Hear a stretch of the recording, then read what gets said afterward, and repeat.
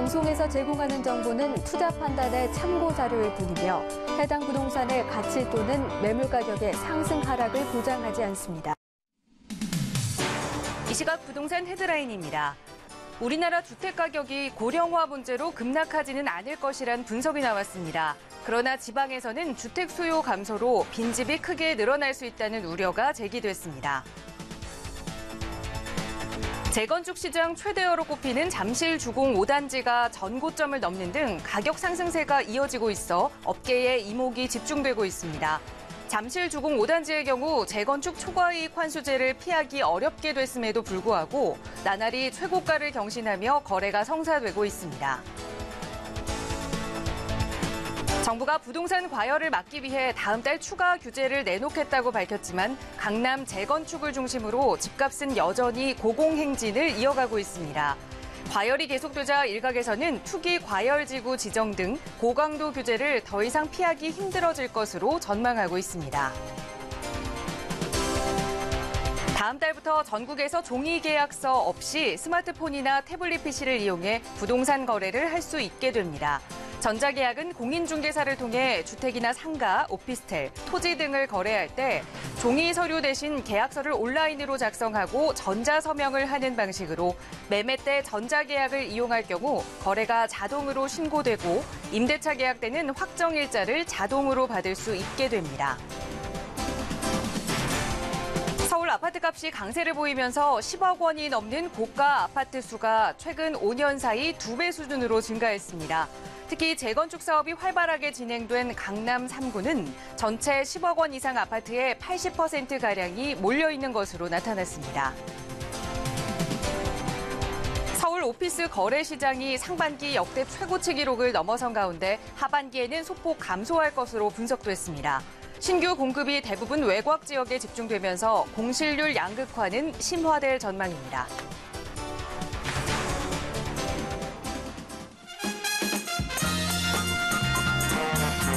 여러분 안녕하십니까? 부동산 골든타임 진행의 김진주입니다.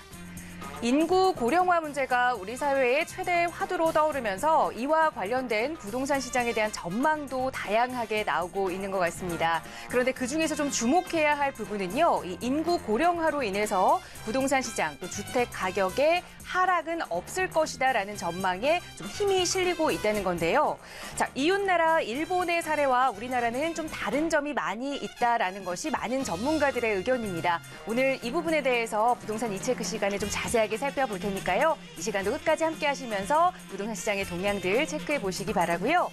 언제든지 부동산과 관련된 고민 있으시다면 저희 도움 드리고 있습니다. 서울지역번호 02-2638-3910번, 서울지역번호 02-2638-3910번 연락 주시면 친절하게 전문가의 도움 드리고 있으니까요. 언제든지 편하게 이용해 주시기 바라고요. 자, 그럼 오늘 준비한 부동산 골든타임 지금부터 출발합니다.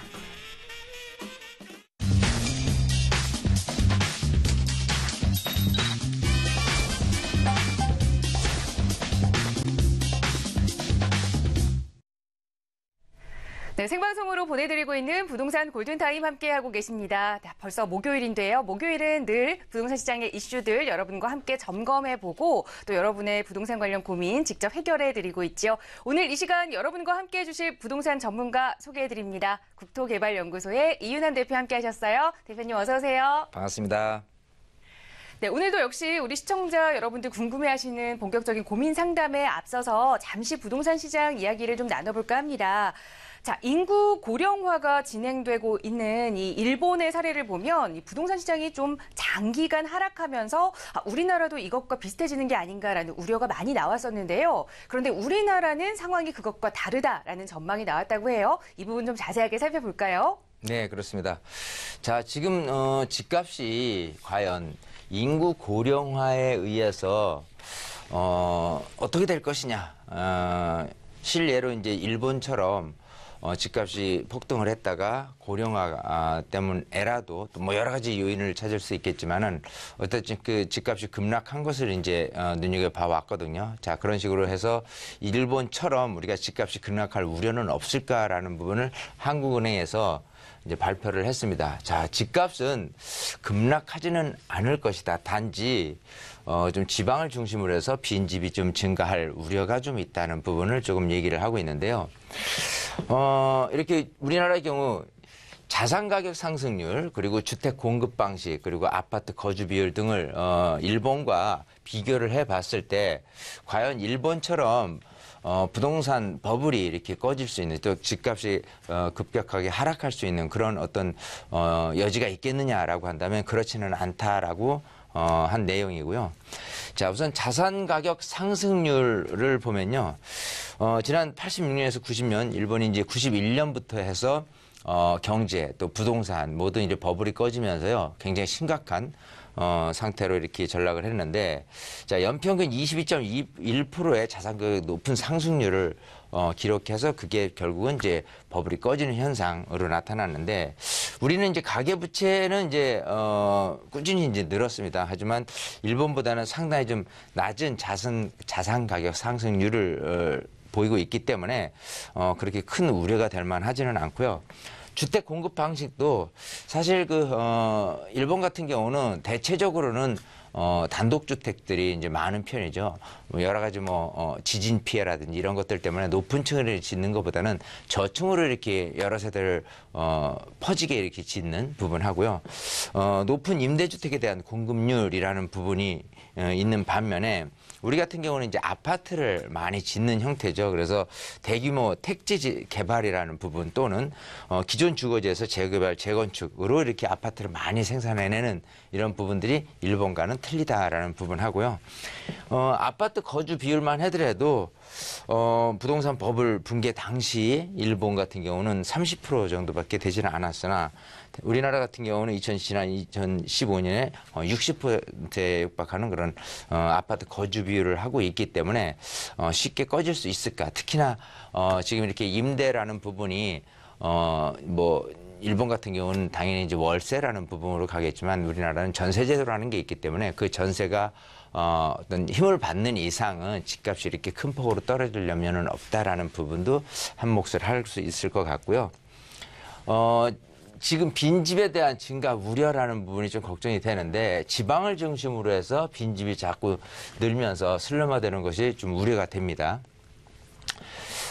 지금 이렇게 그 아래쪽에 빈집 현황을 보면 지난 95년도하고 2015년도를 비교를 했을 때 이렇게 그 파랗게 표시된 곳이 이제 지방이고요.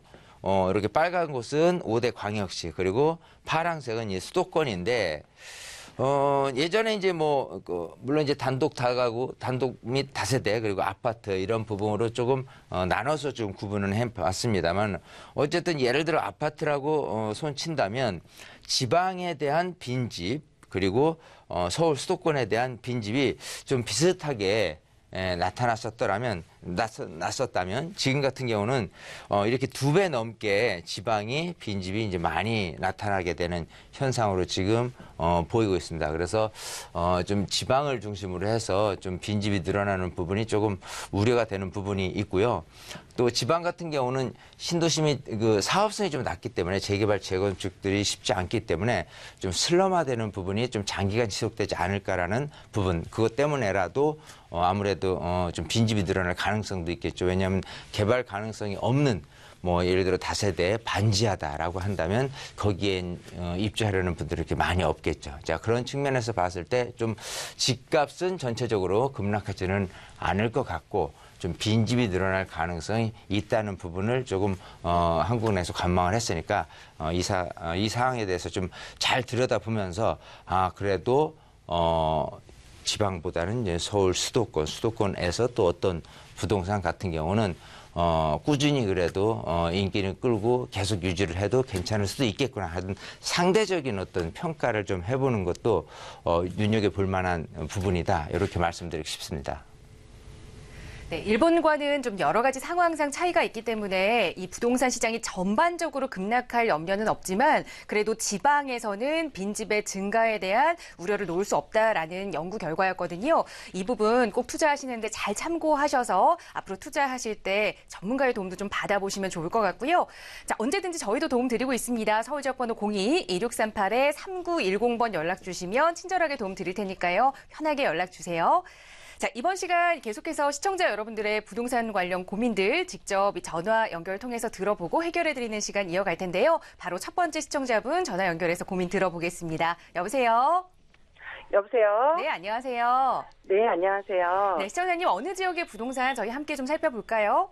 네, 송파구의 거여동 단독주택 소유하고 있는데요. 네. 네, 앞으로의 이제 그 전망과 매도 시기 아니면 주변 호재가 있는지 궁금해서 전화드렸어요. 네, 송파구 거요동의 단독주택 현재 거주도 하고 계시는 거예요?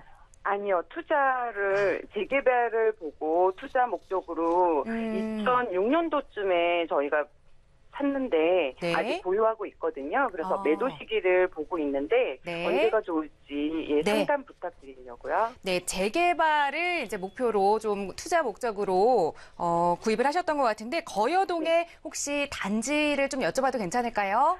단지는 아니고 거여동에 네. 549의 10번지 단독주택입니다. 네, 549의 10번지 단독주택 아파트 자 재개발을 염두에 두고 투자 목적으로 구입을 좀 하셨는데 자 앞으로 좀 더 보유를 해야 할지 매도 시기 전문가와 함께 말씀 나눠보겠습니다. 대표님과 네. 인사 나눠보세요. 네, 네, 반갑습니다. 네 안녕하세요. 안녕하세요. 네. 자, 지금 송파구 네. 거여동에 네. 지금 주소를 찍어봤어요.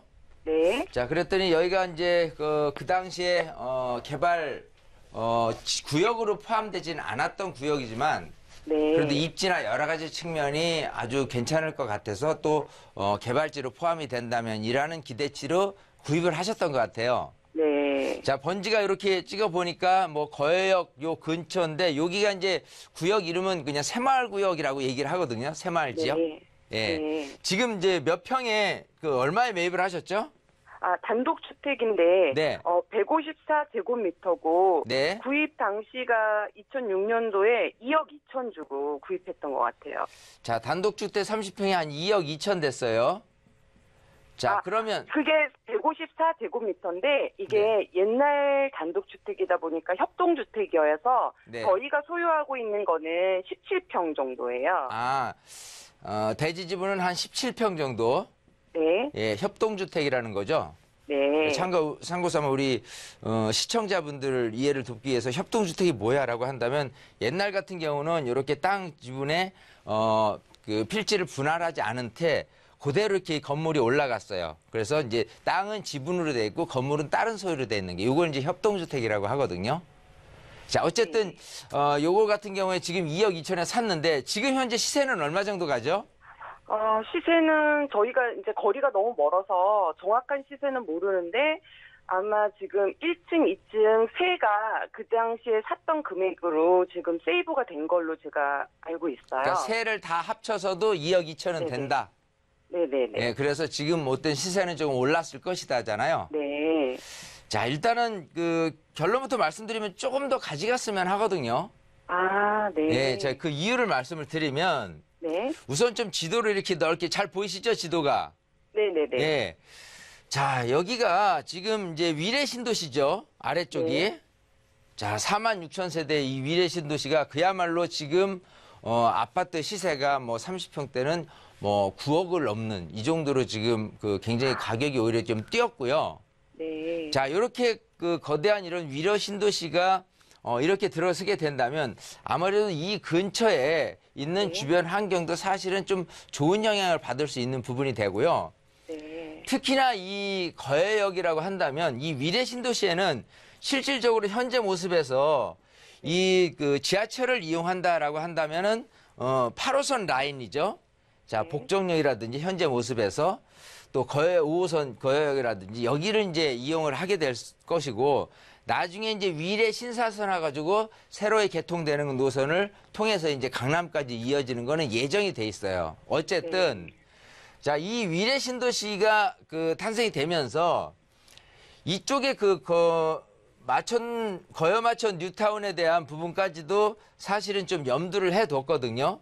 네. 자, 요 거여마천 뉴타운에 대한 아파트 세대, 그리고 이쪽에 대한 아파트를 위해서 이쪽 지역을 완충 지역으로 두었어요. 이 위쪽을. 그러니까 거여마천 뉴타운의 아래쪽이죠. 지금 뭐 사자 아파트, 비오 아파트 있는 쪽이에요. 네. 자, 그쪽하고 요 아래 이제 위례 신도시하고 사이에 뭐 상업지구도 그렇고요, 또 업무지구도 그렇고요, 또 거대한 병원이라든지 이런 부분들이 지금 포진돼 있는 상태로 도시계획이 이 택지주가 만들어진 거거든요. 네. 자, 그랬을 경우라면은 충분히 이 근처에 있는 주택 수요가 이쪽을 이제 내가 생활 인프라라든지 이런 부분들이 굉장히 좀 좋아지잖아요. 네. 그리고 이쪽에 거주하는 위례 신도시도 당연히 5호선의 이쪽을 거쳐서 가야 되는 쪽으로 이렇게 지하철 노선을 해야 되고, 그러면 이 근처 상권도 조금 아무래도 좀 좋아질 가능성도 있겠죠. 네. 그러면 자연스럽게 땅값이 올라갈 수 있는 여지라는 게 생기는 거예요. 네. 자, 그래서 지금 부분은 일단은 크게는 두 가지입니다. 만약에 지금은 해제됐어요, 이 새마을 구역이. 근데 지금은 이제 거대하게 이제 뭐 뉴타운이나 재개발보다는 가로주택 정비 사업이라는 이름으로 좀 소규모 단지를 개발할 수 있는 거를 굉장히 조금 많이 이렇게 허용을 해주는 편이거든요. 이제 내년에 그 도정법이라는 부분이 조금 더 보완 수정돼서 개편돼서 나올 건데, 네. 자, 그런 부분에 의해서 조금 이렇게 소규모 블록 단위로 개발 가능성이 생겨난다. 그러면 아무래도 그것도 이제 개발 호재가 되잖아요. 아, 네. 그것 때문에라도 가격이 상승될 수 있는 여지, 그리고 또 아까 말씀드린 대로 전체적인 부분에 의해서 땅값이 올라간다. 만약에 지금 땅, 옆에 땅 이렇게 다 헐어서 새로운 뭐 주택을 따로 이제 지을 수 있는 그 부분이 허가 조건이 된다고 한다면은 많은 건축업자들도 비싼 값의 땅을 사려는 그런 움직임이 생길 거예요. 네. 자, 그랬을 경우라면은 최하 못해도 땅값이 이제 지분당 생각을 해보면은 좀 이렇게 네. 적은 금액은 아닐 것이다예요. 네. 그래서 두 가지에 대한 좋은 기대치가 있기 때문에 전체적인 영역에서는 뭐 지역적인 부분이 장점이 될 수도 있고요. 그래서 여기 같은 경우는 이제 급히 팔 필요는 없고요. 네. 일단 조금 더 보유를 하시되 그런 보유의 호재가 뭐냐에 따라서 좀 눈여겨보실 필요가 있어요. 왜냐하면 그 호재가 허수일 수도 있고 아니면 진퉁일 수도 있잖아요. 네. 이제 그런 부분을 이제 우리 시청자님이 잘 간파를 하셔야 될 부분이거든요. 네. 더군다나 또 내년 뭐 중반기 되면은 아무래도 지자체장 선거를 하면서 아무래도 뭐 송파구라든지 이런 부분에 대해서 또 이쪽에 대한 뭐 좋은 개발안이라든지 이런 계획을 좀 세울 수도 있거든요. 네. 자, 그래서 1차적으로는 내년, 그리고 2차적으로는 그 다음 어떤 호재가 나올지 몰라도 그 호재에 의해서 가격이 올랐을 때 또 한 번 전화를 주시면 그때 가서 제가 정확하게 또 예측을 해서 뭐 매도를 한다든지 아니면 좀 더 보유를 한다든지 이런 식으로 제가 설명을 드리도록 할게요. 네, 감사합니다. 네. 네, 네. 시청자님 우선 단기적으로는 1년 정도는 더 보유하셔도 앞으로의 상승 여력 충분히 있다라는 말씀 드렸으니까요. 그때 돼서 또 놓치지 마시고 또 개발 호재 꼼꼼하게 체크해 보시기 바랍니다. 오늘 함께해 주셔서 고맙습니다. 네. 자, 시청자 여러분들의 부동산 관련 고민 이렇게 해결해 드리고 있고요. 방송 보시면서 나도 좀 참여하고 싶다 하신다면 서울지역번호 02-2638-3910번 연락 주시면 누구나 이윤아 대표님과 함께 하실 수 있고요. 계속해서 바로 다음 시청자분 전화 연결하겠습니다. 여보세요? 네, 여보세요? 네, 안녕하세요. 예. 네, 시청자님 어느 지역의 부동산 좀 고민 가지고 계세요? 아, 부천인데요. 네. 거기 원종동 사거리 쪽이거든요. 네. 거기 원종동 사거리에서 지금 지하철 공사를 하고 있어요. 소사에서 이렇게 이제 끝나고 원종 사거리 지금 이제 막 공사 시작하고 있거든요. 네. 근데 나중에는 또 환승까지 된다고 하더라고요. 근데 그 근처 주변에 그냥 네. 다세대 주택 하나 갖고 있거든요. 네. 근데 그거를 언제쯤 매도하는 게 좋은지. 자, 부천시 원종동에 위치한 다세대 주택 혹시 주소를 좀 여쭤봐도 괜찮을까요? 217-18이거든요. 네, 217-18번지. 자, 네. 원종동 사거리에 바로 지하철이 연결이 되고 또 곧 있으면 환승역까지 된다라는 이야기가 들려오면서 좀 네. 보유하고 계시는 이 다세대를 더 가져가야 할지 언제쯤 매도해야 할지 그 타이밍 네. 궁금하신 것 같아요. 바로 네. 전문가 의견 좀 들어보겠습니다. 대표님과 인사 나눠보세요. 네. 네, 반갑습니다. 예, 안녕하세요. 안녕하세요. 네. 자, 부천의 원정동에 예, 이제 번지를 찍어 보니까 네. 좀 대곡 이제 네. 그 지하철에 대한 원종 사거리 네. 역사하고 한 5분 거리 안쪽에 있어요. 네네네. 자, 어쨌든 뭐 교통계획에 대한 호재라는 네. 부분이 있는 것 때문에 이걸 언제쯤 팔아야 될까 이런 고민이 생기시잖아요. 주택도 많이 노후됐어요. 30년이 넘었거든요. 자, 일단은 이렇게 볼게요. 지금 이제 좀 더 지도를 이제 폭넓게 본다면은요. 네네. 이 부천이라는 부천 시가지 중에서 네. 이쪽 뭐 오정동, 원정동, 고강동 이쪽 네. 소위 이제 뭐 화곡동이라든지 뭐 네네. 신월동이라든지 서울하고 이렇게 한 이곳 자체가요. 부천의 구시가지가 돼요. 네네. 오히려 이제 부천의 신시가지라고 한다면 당연히 이쪽 중동, 상동 해서 이제 네. 일기 신도시를 얘기를 할 것이고요. 네. 자, 그래서 아무래도 부천에서 뭐 생활을 한다라고 한다면 이 아파트 밀집이 많이 돼 있는 1호선이라든지 7호선 라인 쪽에 있는 아파트 밀집 지역이 아무래도 주거 편의시설이나 여러 가지 측면이 선호도가 높은 지역이 되고 예. 지금 이쪽 원정동이라든지 이쪽 같은 경우는 이제 구시가지이기 때문에 과연 나중에 자체적인 개발 계획이라든지 여러 여건이 있다면은 좋을까? 그렇지 않으면 지금 얘기하시는 교통계획, 대곡 소사에 대한 그 교통계획 하나만 갖고 움직이셔야 돼요. 네. 예. 자, 그러니까 그랬을 때- 환승역이 또 생긴다고 하니까. 예. 그러니까 그 교통계획이 과연 이 내 집값을 얼마나 올릴 수 있느냐 이게 관건이잖아요. 네네. 자, 그러면 혹시 지금 갖고 계신 이 빌라라고 했죠? 네네. 빌라의 대지 지분이 몇 평이에요, 혹시? 11.1 정도. 대지 지분이 11평이고 예, 예. 그다음에 전용 면적 같은 경우는 몇 평 정도 돼요? 전용 면적을 방이 몇 개죠? 3개요. 방 3개? 예, 예. 혹시 지금 만약 판다면 매매 네. 거래 금액하고 임차 금액은 얼마 정도예요? 거래 금액이 그냥 1억 2천 정도. 근데 이제 부동산마다 또 조금씩 다르게 틀리죠? 부르기도 하고. 예, 예. 막 자, 그럼- 그러니까 어떻게 해야 될지를 모르겠더라고요. 세는 얼마 정도 돼요? 아, 저는 세를 올려받지 않아가지고 그냥 5천을 놓고 있거든요. 아, 세는 5천 8천. 정도밖에 안 돼요? 아니요, 8천 받을 수 있는데 네. 그분이 지금 한 6년째 살고 있어서. 아, 그렇군요. 예, 예. 자, 일단은 이렇게 생각을 해볼게요. 내가 갖고 있는 이런 오래된 빌라가 네네. 네네. 만약에 교통계획이 세워졌다라고 네네. 생각했을 때 그렇지 않은 부분에 대해서 다른 빌라하고 가격 비교를 하면 좀 손쉬울 거잖아요. 네네. 예를 들어서 지금 이게 이제 그 부천 소사의 네. 역에서 위에 이제 대구까지 이렇게 이어지는 곳이거든요. 네네. 그 이어지는 노선 위쪽으로에 보면은 이렇게 김포공항 쪽으로 이렇게 가게 돼 있어요.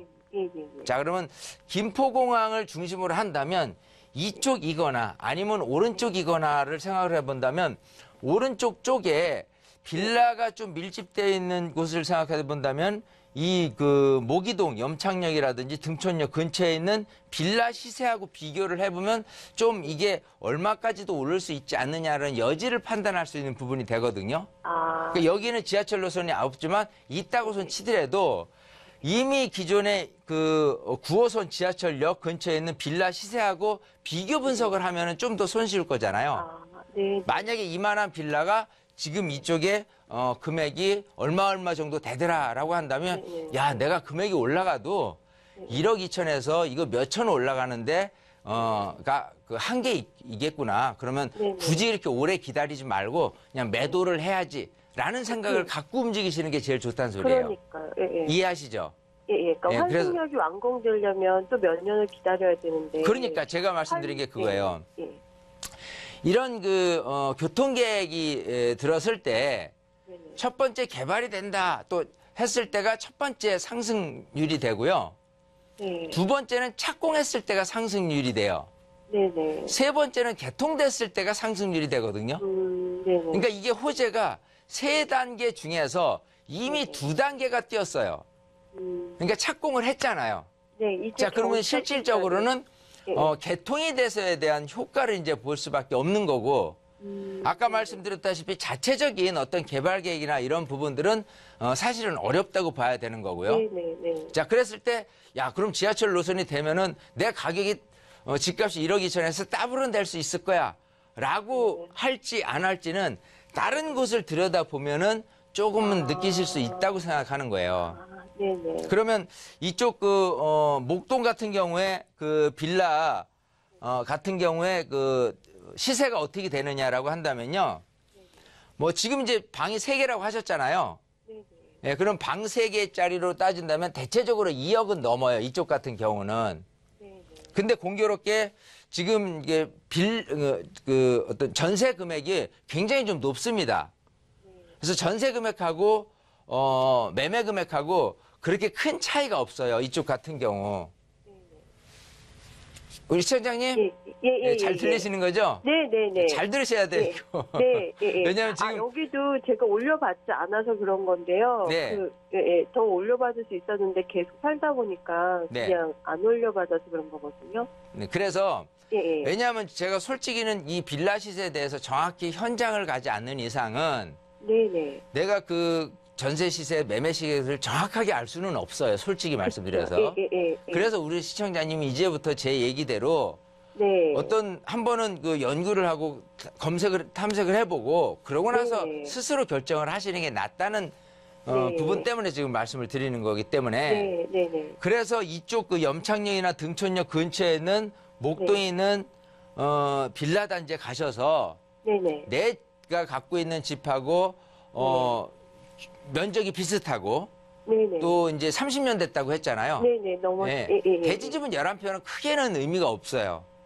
지금 상황에서. 그 대지지구는 더 넓을 것 같고요. 그 실평수가 11평 11.1이거든요. 아, 실평수가 예. 예, 그러니까 그래서 대지지구는 훨씬 넓을 거예요. 훨씬 넓을 것 같아요. 예. 왜냐하면 예. 그 공터나 이런 게 많이 옛날에 지은 집이라 그런 게 많이 있어서 제가 정확히 잘 모르고 있는 것 같아요. 그건. 그래요? 예.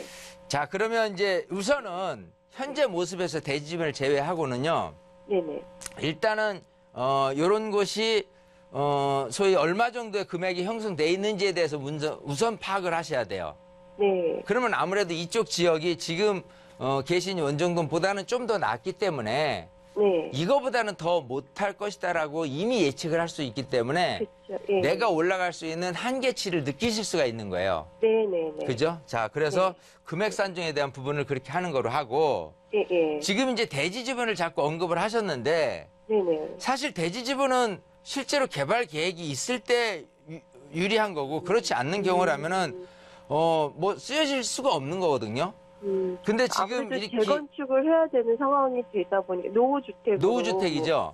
그리고 또 이제 환승도 되고 지하철 공사도 되고 하니까 네. 어느 시기에 그거를 이제 어차피 노후주택이니까 재건축은 될 수밖에 없거든요. 30년이 넘었기 때문에. 예. 그러니까 그 시기가 좀 잘 맞아 떨어졌을 때 좀 팔면 어느 때쯤 될지. 어느 때가 아니라요. 예. 자, 일단은 요 블록 자체로 따져서 네네. 이쪽 지역이 다 개발을 할 것이냐라고 한다면 쉽지는 않을 거예요. 네네. 예, 점점점 이 대규모 뉴타운이라든지 이런 네네. 사업들이요. 예.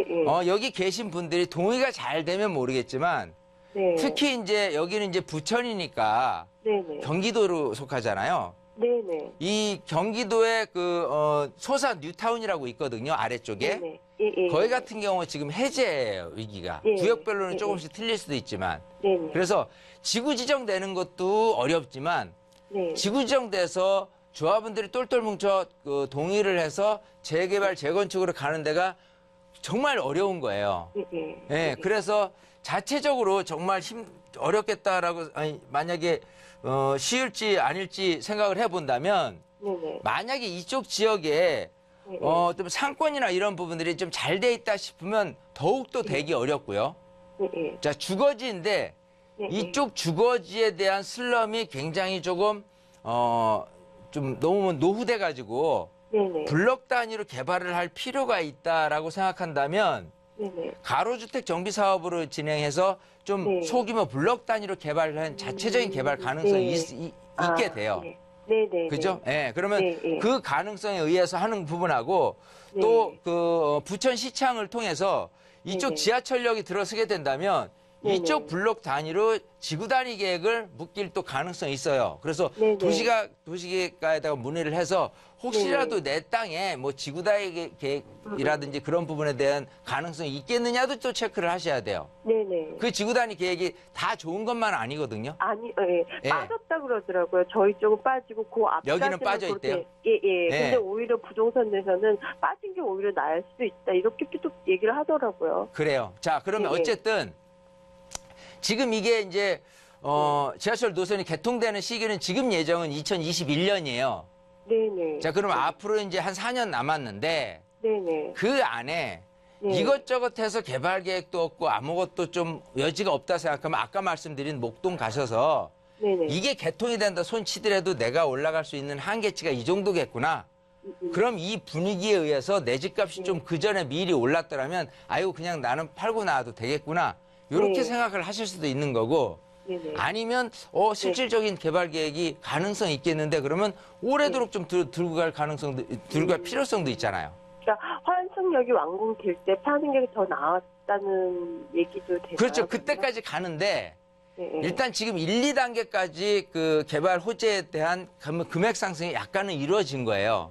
네, 조금 예, 맞아요. 조금 올라갔는데 예, 예, 조금 올랐어요. 그게 예. 이제 개통이 된다 손 치더라도 네. 얼만큼 올라갈 수 있는 여지는 이미 개통이 돼 있는 다른 지역을 들여다보고 금액 산정을 하시라는 소리였어요. 아, 네. 그래서 네, 그 네, 전에 네. 미리 좀 올라왔다라고 한다면요. 네, 네, 나는 네. 이미 빠져버리는 거예요, 차라리.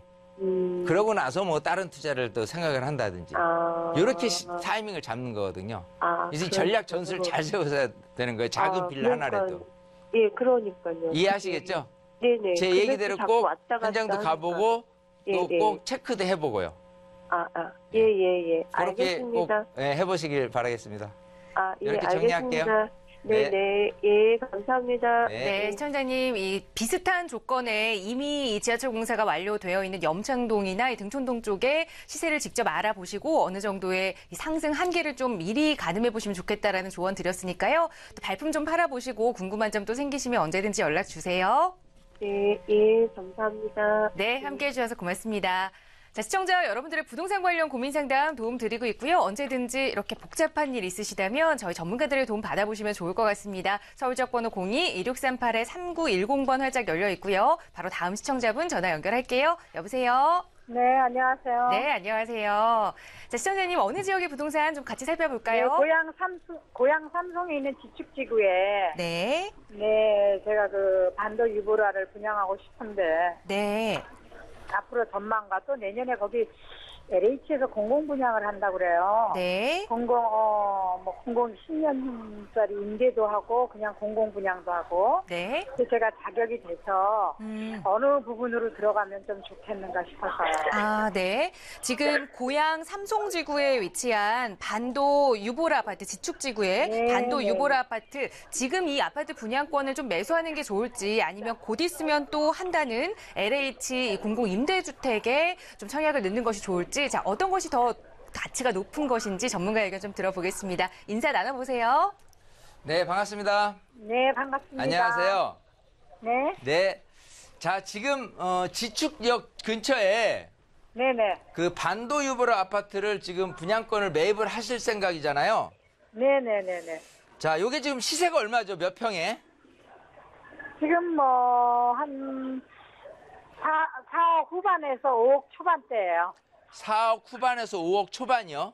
네네, 4억 후반에서. 예, 예, 예. 4억 후반, 30평대를 말씀하시는 거죠? 네네네, 34평. 지금 이거를 분양권을 살 거냐, 네. 아니면 그 LH에서 혹시 뭐 공공 그 임대주택을 내년에 공공 분양이 있고 공공 분양? 또 10년 공공 임대가 있는데 네. 공공 분양이라는 거는 저기 60제곱미터 이하예요. 네. 25평 한 평수밖에 없어서 네. 제가 이제 10년 공공 임대는 또 평수가 34평, 30평, 28평짜리가 다양하게 있어서 네. 어느 거를 제가 좀 할까? 저희가 살기에는 25평짜리는 조금 부족한 것 같아서. 그러면 저는 지금 반도유보를 구입을 하시는 게 맞다고 보거든요. 아, 그래요? 예, 자, 그 설명을 좀 드려볼게요. 네. 자, 이쪽이 이제 지축지구잖아요, 지축. 네네네. 예, 지축지구고, 요렇게 이제 3호선 라인을 타고 본다면요. 구파발역, 지축역, 그리고 삼송역, 원흥역, 이렇게 돼 있잖아요. 네. 자, 그래서 우선 삼송지구로 원흥역에서 삼송역 근처에 있는 아파트라는 부분 하고요. 네. 이미 기존에 이제 구파발역 근처에 있는 아파트하고 이렇게 생각을 해본다면 이쪽 그 삼송지구에서 지하철 근처에 있는 아파트와 그렇지 않은 아파트의 시세 차이는 분명히 벌어져 있어요, 지금도. 네. 예, 그리고 민간주택하고 또 LH에서 증거하고 또 시세도 벌어져 있는 부분이거든요. 네. 자, 이미 그거는 이제 은평 뉴타운은 구파발역 근처에 있는 아파트와 좀 멀리 떨어져 있는 아파트도 똑같은 현상이 이미 진행이 돼 왔었고. 근데 지금의 지축지구에 대한 현상은 당연히 이쪽 삼성지구에 대한 현상을 그대로 쫓아갈 수밖에 없는 부분이고. 네. 지금 말씀하시는 이 반도유보라라는 그 단지 자체가 지축역하고 불과 한 5분 정도 거리에 있는 가까운 곳에 위치해 있고 네. 또 민영주택이잖아요. 네네. 예, 그렇기 때문에 여기 시세가 지금 4억 후반이라고 한다면 이미 삼성역 근처라든지 원흥역 근처에 있는 아파트 같은 경우가 5억을 넘어섰거든요. 네. 5억 초반에서 중반까지 가 있거든요. 네네. 자, 그럴 거라면 지금 당연히 여기 같은 경우는 4억, 이제 5억 중반까지는 치고 달릴 거라는 데는 뭐 특별하게 뭐 이상은 없거든요. 네. 그래서 금액 상승 여지도 있고 지금 또 뭐 20평대에서 이 근처 공공이나 이런 부분보다도 또 30평대를 생각하고 가시는 부분도 있고 네. 또 앞으로도 이쪽 생활 여건 자체가요. 네. 워낙 좋아지는 부분, 좋아질 수 있는 계획이 굉장히 많이 들어서 있거든요. 네. 뭐 스타필드라든지 이케아라든지 여러 가지 대형 쇼핑몰 같은 경우 들어섰을 경우에 주거 환경은 말할 것도 없이 좋은 거고 또 이 근처에서 생활하시는 분들의 목마름이란 게 이제 신축 아파트거든요. 그래서 새 아파트에 들어가실 분들이 많은데 또 3호선 라인을 통해서 또 강남까지도 생각하시는 분들 수요자들까지도 끌어모으게 된다면은 사실 지금 집값은 살면서 꾸준히 올라갈 수밖에 없는 여지예요. 네. 그래서 여기는 그러면은요. 예, 내년에 그 LH에서 공공임대 분양하는 거는 이제 공공 분양하는 거는 물론 그게 이제 얼마에 분양하는지는 좀 체크는 해봐야 되겠지만 네, 좀 민영보다는 싸겠죠. 그렇죠. 예. 근데 이제 통상적으로 이 LH에서 분양되는 금액하고 이제 민영에서 분양되는 금액하고 차등이 있다 그래도 항상 같이 움직여요. 아, 예. 예, 그냥 항상 민영주택 위에 있다는 거 하고 말씀드린 대로 분명히 지금 말씀하신 지금 그 민영주택이 지축역 바로 근처에 있기 때문에 네. 그 부분이 가장 더 큽니다. 사실 더 중요해요. 아, 예. 지축역하고 가까울수록 유리하다는 게. 예. 예, 그래서 다른 데 조금 약간 싸다고 LH를 좀 기다리고 왜냐면 그것마저도 사실 100% 확률이 있는 건 아니잖아요. 그렇죠. 지금 같은 경우는 그냥 내가 매입을 할 수 있는 상황이 된다면 지금 서두르셔서 매입을 하는 게 어떨까 싶거든요. 아, 예. 감사합니다. 이렇게 정리를 하겠습니다. 예. 네. 네, 시청자님 고민하셨던 반도 유보라 아파트 분양권 매수 의견 드렸으니까요. 참고하셔서 좋은 판단하시기 바랍니다. 네, 감사합니다. 고맙습니다. 자, 이렇게 시청자 여러분들의 부동산 관련 고민 도움드리고 있는데요. 언제나 함께하고 싶으시다면 서울지역번호 02-2638-3910번 연락주세요. 전문가의 친절한 도움 드리겠습니다. 자, 이런 부분 좀 전화 상담으로는 부족했던 부분까지 좀 채워드릴 수 있는 오프라인 세미나도 준비되어 있는데요. 자, 대표님 안내를 좀 해주실까요? 네. 자, 덥습니다. 날씨를 더웠고 여러분들 머리 좀 답답하실 수도 있어요. 이런 걸 좀 시원하게 에어컨처럼 시원하게 날려드릴 수 있는 그런 한번 세미나가 될 것 같은데, 첫 번째는 부동산 그 시장에 대한 흐름을 파악해드리는 시간을 가질 거고요.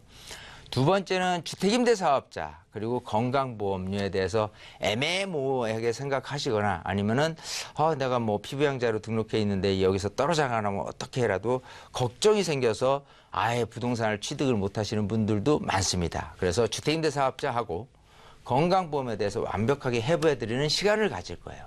그리고 세 번째는 부동산 종목별로 굉장히 다양하죠. 아파트면 아파트, 뭐 재개발, 재건축, 다세대라든지 또 일반 수익형 부동산이라든지 여러 가지 부동산들이 투자하는 스킬, 투자하는 방법이 한 가지는 아닙니다. 그래서 그 여러 가지 측면을 놓고 어떤 방식으로 투자를 하는 것이 가장 효과적이냐라는 부분을 내가 조금 알고 재테크를 하고 투자를 하게 된다면 아무래도 좀 이렇게 다른 것보다는 투자를 잘 하실 수 있는 부분이 되지 않을까. 어쨌든 이 세 가지 테마를 통해서 아마 여러분 이 무더위를 좀 시원스럽게 날려줄 수 있을 것 같으니까요. 많은 분들 신청하셔서 여러분들의 시간으로 적극 피서라는 개념으로 세미나에 오시면 좋을 것 같아요. 네, 바로 휴가철 다음 주 수요일과 토요일 날 진행되는 세미나입니다. 더운 여름 시원하게 또 전문가 의견 함께 하실 수 있는 시간이니까요. 자, 7호선 노년역 근처에서 진행되고요. 선착순으로 접수받고 있습니다. 서울 지역번호 02-2638-3910번 연락 주시면 또 예약과 더 자세한 안내 도움 드리겠습니다. 자, 저희는 잠시 후에 또 다른 시청자분들의 부동산 고민 가지고 돌아올게요. 잠시만요.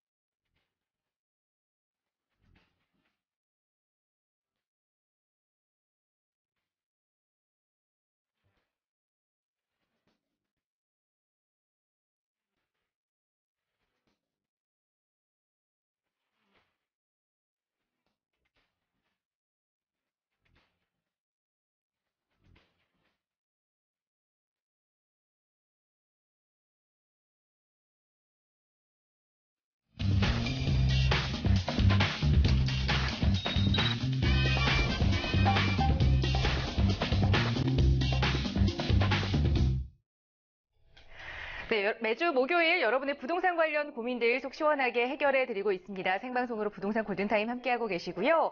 자, 계속해서 이윤환 대표님 함께합니다. 자, 서울 아파트 값에 대한 이 하락 염려 많은 분들이 하고 계시는데 오히려 이 강세가 좀 지속되고 있는 것 같습니다. 10억 원이 넘는 고가 아파트가 계속해서 늘어나고 있다라는 이야기 들리고 있거든요. 그중에서도 강남 3구, 강남과 서초, 송파에 대부분의 그 고가 아파트들이 모여 있다고 하는데요. 이 고가 아파트 이야기 대표님께 좀 자세하게 현 상황 좀 들어볼까요? 자, 서울에서 뭐 10억 넘는 아파트가 5년 사이에 이렇게 2배 이상 증가했다라는 자료인데요. 앞으로 이제 부동산 시장을 보면 아무래도 양극화될 수밖에 없어요. 좀 좋은 지역에 좋은 아파트 뭐 그 같은 경우는 이제 가격이 더욱더 올라갈 가능성, 또 그렇지 않은 곳은 오히려 이제 기피하는 현상, 또 공실이 생기는 이런 부분까지도 이제 생각을 해보셔야 됩니다. 이렇게 강남 3구에 전체 10억 이상 아파트가 78%나 된다 하죠. 자, 어쨌든 10억 원 넘는 아파트가 5년 사이에 이렇게 2012년 10만 가구에서 17년에는 20만 가구로 뛰었습니다. 어쨌든 이렇게 그 서울의 아파트 값 상승이 16.4%인데 비해서 강남 3구 같은 가격 상승률이 더 많아지는 요인도 한몫을 했을 것이고요. 강남 중에서도 강남 9 같은 경우가 6만, 그리고 서초구가 5만, 또 상파구가 3만 정도 되니까 그야말로 이제 강남 3구에 대한 비중이 더욱더 높아지는 거고요. 양천구가 그 뒤를 강남 3구 이외에 뛰는 것은 양천구가 목동 이 아파트를 이제 대체될 수 있는 부분, 또 용산구, 영등포구, 성동구, 마포구, 광진구, 종로구, 중구 이런 순인데 어쨌든 이런 지역 같은 10억 원 넘는 아파트가 있다라는 부분 결국은 그 근처에 있는 아파트 가격도 좀 오르게 할 수 있는 여건이다라고 살펴보시면 좋을 것 같고요. 자, 우리가 이제 이런 어떤 지역적인 양극화라는 부분이 결국은 이제 이런 아파트 가격 이외에 다른 주거 형태의 모든 부동산들을 다 가격을 올릴 수 있는 여건을 잘 살펴보시고 지역에 대한 부분을 조금 더 좀 들여다보시는 게 투자의 포인트가 될 수도 있다. 이렇게 말씀을 드리고 싶습니다. 네, 이렇게 강남 3구에 10억 원이 넘는 고가 아파트가 모여 있다는 것이 바로 이 좀 양극화를 증명하는 이야기가 아닐까 싶습니다. 투자하실 때도 이렇게 지역적인 차이 꼼꼼하게 분석하셔서 하셔야 한다는 점 꼭 기억하시기 바라고요. 언제든지 전문가의 도움 필요하시다면 서울지역번호 02-2638-3910번 연락 주시면 저희도 친절하게 도움 드리겠습니다. 네, 계속해서 이번 시간도 시청자 여러분들의 부동산 관련 고민 상담 도움 드릴 텐데요. 전화 연결 통해서 시청자 여러분들의 부동산 고민 직접 듣고 해결해 드리는 시간 이어가고 있습니다. 바로 전화 연결 좀 해볼게요. 여보세요? 여보세요? 네, 안녕하세요. 네, 안녕하십니까. 네, 시청자님 어느 지역의 부동산 좀 고민 가지고 계세요? 지금 도봉구 창동 쪽에 네. 삼성 레미안 아파트인데요. 네. 28평 지금 제가 전세를 끼고 하나 좀 살려고 하는데 가격이 좀 많이 오른 것 같기도 하고 네. 그래서 향후 가격이 많이 오른 것 같기도 하고 여보세요? 네, 말씀하세요. 네, 그래서 향후 전망이 어떤가 해서 네, 알겠습니다. 문의드렸습니다. 예. 네, 서울 이 창동에 위치한 삼성 레미안 아파트 현재 28평 매수를 좀 고민하고 계신 것 같아요. 전세를 끼고 좀 갭 투자를 고민하고 계시는 것 같은데 자, 투자처로 좀 괜찮을 곳일지 바로 전문가의 의견 좀 들어보겠습니다. 인사부터 좀 나눠보세요. 네, 반갑습니다. 네, 안녕하세요. 안녕하세요. 예, 고맙습니다. 자, 도봉구 창동에 있는 그 삼성 레미안 아파트를 예. 28평을 예. 전세를 끼고 이제 투자를 해놓으시려고 하는데, 예. 참 최근에 뭐 가격이 좀 올랐단 말이죠. 예, 많이 올랐어요. 예, 올랐어요. 예. 근데 이걸 지금 매매 금액이 얼마고 전세는 얼마죠? 지금 매매 금액이 지금 4억대 위치가 좋은 데는 4억대 초반이고요. 예. 위치가 좀 낮은 데는 한 3억대 후반. 예. 그다음에 전세가는 약 3억대 이루어지는 것 같아요. 3억 정도 되고요. 네. 자, 일단은 저는 일단 여기를 갭 투자하는 거는 일단 반대예요. 예. 예, 저 같으면 안 할 것 같아요. 일단 장점부터 얘기를 해보면 예. 이 창동역이 이제 그 지하철 1호선하고 이제 4호선 더블 역세권이잖아요. 예. 예, 아무래도 교통에 대한 부분 또 요 근처에 이제 초등학교, 중학교 그리고 그 근린공원을 끼고 있다는 장점을 생각해 보면 뭐 살기에는 굉장히 좀 좋은 그런 곳일 수 있고요. 예. 그리고 오른쪽에 이제 창동 노원역 근처에 이제 창동 차량기지라는 네. 부분을 생각을 해보면은 또 이게 과연 개발이 된다고 했을 때 영향을 네. 좀 미칠 수 있는 영역에는 놓인 거는 맞습니다. 네. 자, 근데 단점을 조금 들어서 얘기하자면 이쪽 그 창동이란 지역 자체가 그렇게 계속해서 가격이 마구마구 올라갈 수 있는 지역은 아니에요. 이제 최근 들어서 전세금도 올라오고 집값도 올랐다고는 하지만 이게 지금 92년도 입주한 아파트거든요. 그러면 아무래도 지금 한 25년 차 된 아파트인데 이런 노후된 아파트가 가격이 더 올라가려면 어떤 재건축이라든지 다른 여지에 좋은 계획 안이 들어서 있으면 모르겠습니다만 그렇지 않은 상태에서 계속 가져가도 이 노후된 아파트에서 그냥 주거하기는 괜찮은데 더 가격 올라가기에는 조금 버겁지 않겠느냐는 생각이 들어요. 그러니까 그게 좀 최대 단점이라 잠시 잠깐 약간 바람으로 더 가격이 약간 올라갈 수 있는 부분을 갖고 투자를 잘했다가 보기는 어렵거든요. 투자라고 한다면 이미 내가 투자되는 금액 자체가 전세 끼고 상당히 좀 적은 금액으로 해야 되는데 여기 같은 경우는 지금 전세 비율도 그냥 평균적인 한 70%대거든요. 그러면은 내가 들어가는 가액도 한 뭐 4억짜리를 사는데 1억 원 정도는 더 들게 되는 거니까 사실 그렇게 투자액이 그렇게 작다고 얘기할 수는 없는 거거든요. 예를 들어서 좀 상대적으로 비교를 해 본다면은 이쪽보다 조금 7호선 라인 쪽 있죠? 7호선 라인은 제 네, 7호선 라인 쪽에 뭐 노원역부터 해가지고 쭉 중계역부터 이렇게 하게 된 경우에 이쪽에 그 어떤 28평 집값도 한번 같이 알아보신다면 집값 그리고 전세값을 알아보면 전세 비율이 굉장히 좀 더 높게 나타나는 경향이 있어요. 아무래도 그쪽은 전세 비율이 전세 비용이 네. 좀 낮고요. 네. 매매 비용이 좀 높더라고요, 그쪽에는. 거래 비용이 높다고요? 아니, 매매 비용이 네. 그 매매가가 좀 높고요. 예. 전세율은 좀 낮고 이런 식이더라고요. 그쪽에. 어디 쪽이요? 노원 주공 쪽이. 아, 이쪽이요? 네. 그러니까 제가 얘기하는 건 노원 주공 말고 네. 이쪽 중계, 하계 그리고 네. 공릉, 태릉 입구역까지 해서요. 예, 예. 전체적으로 조금 더 여기를 아래쪽을 좀 살펴보시면 더 유리하지 않을까 생각을 하는 거예요. 아, 일단 그래요? 지금 노원역 근처에는 가격이 좀 많이 올랐고 예, 예. 거기도 지금 창동하고 비슷하게 집값이 먼저 뛴 케이스거든요. 네, 맞습니다. 그래서 현실적으로 전세 비율이 탄탄하게 받쳐져 있는 그 아래쪽을 좀 더 공략해 보시면 어떨까 싶어요. 아, 이런 데 그래. 같은 경우는 20평대라도 아직도 3억대가 존재하고요. 예, 예. 예를 들어 집값이 3억 5천이라고 하면 전세 금액이 3억 정도인 아파트들도 더러 눈에 띄거든요. 아, 근데 예. 그런 게 갭으로 생각한다면 더 유리하지 않을까 생각을 하니까 예, 예. 아까 말씀드린 창동 그 삼성 레미안 아파트가 나쁘지는 않은데 예, 예. 내가 갭 투자하기에는 조금 더 다른 방향성으로 이렇게 들여다보시면 어떨까 싶은 거예요. 근데 창동 쪽이 지금 저번 주에 확정된 게 네. 그 도시 재생 사업 그 확정이 됐고요. 네. 그 아까 상계 그쪽 그 창동 촬영 기지가 네. 그다음에 그 아레나 공연장도 들어오고 그다음에 GTX도 지금 들어가는 걸로 돼 있거든요. 네. 그게 확정된 것 같아요. 저번 주에 보니까 서울시에서가 항상 그런 것 때문에 교통편이나 이런 게 상당히 좋지 이게 않을까 해서. 뭐냐 하면은 개발 호재에 의해서 1단계가 가격이 오르고요. 네. 네, 그 다음에 이제 여러 단계로 실제 착공을 할 때 이렇게 가격이 오르게 돼요. 네. 도시 재생 사업이라는 건 굉장히 큰 영역이거든요. 예, 예, 예. 그러니까 부분적으로 보시면 안 되고 네, 예. 일단 창동 차량 기지에 대한 개발 여건이 서울시에서 진행을 하는데 그거에 대한 탄력 부분은 있어요, 분명히. 네, 예. 예, 근데 그것보다는 일단 현실적인 부분에 대해서 전세금 상승 비율에 맞춘 집값 상승이 더 유리하다고 말씀드리고 싶은 거예요. 아, 예. 예, 조금 더 현실적으로. 그래서 또 강남하고 접근성이 좀 더 나은 그쪽으로 네. 방향을 같이 저울질 해보면서 그러고 나서 투자를 판단하시는 게 어떨까 싶거든요.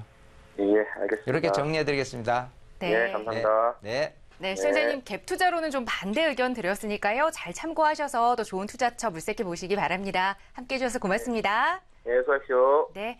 자, 시청자 여러분들의 부동산 관련 고민 도움 드리고 있는데요. 자, 이번에는 문자로 고민 상담 주신 내용 하나 살펴보도록 하겠습니다. 뒷번호 2993번 쓰시는 시청자분께서 보내주셨는데요. 동작구 사당동에 위치한 대림 아파트를 투자로 좀 매수해도 괜찮을까요? 향후 재건축이 가능한지 궁금합니다. 라는 질문 주셨어요. 다시 한번 말씀드리면 동작구 사당동에 위치한 대림 아파트입니다. 현재 멀리 좀 재건축까지 바라보시고 투자로 접근해도 괜찮은지 자 질문을 주셨는데요. 자 이번에는 동작구 사당동으로 좀 가보겠습니다. 대표님 어떻게 보시나요?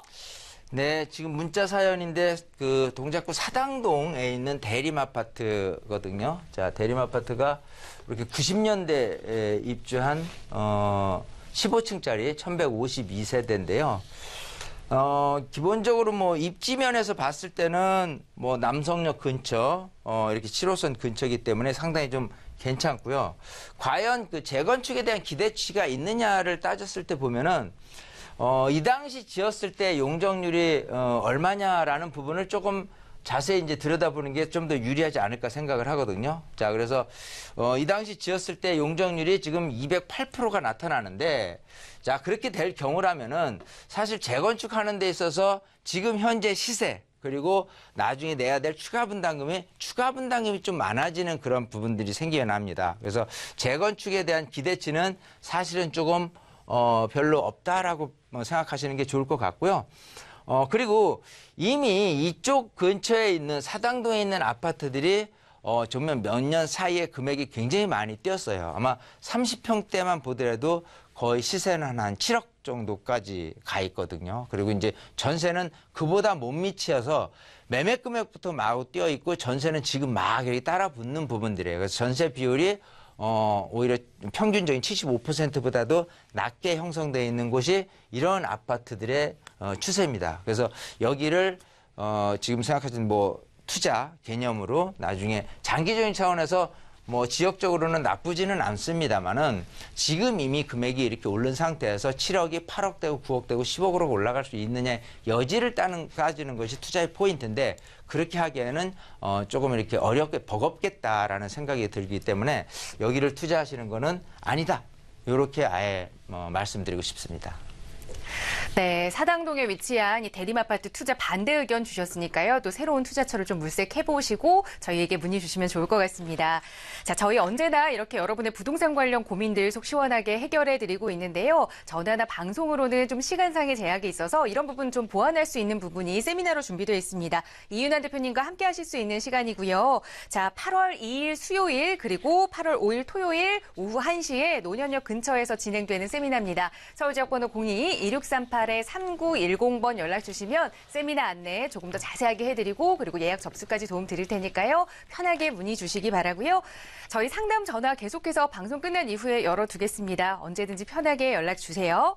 아울러 저희 프로그램은 여러분께 보다 다양한 정보 제공해드리기 위해 마련되고 있습니다. 해당 부동산의 가치 또 매물 가격의 상승 하락은 보장하지 않는다는 점 유의해 주시기 바랍니다.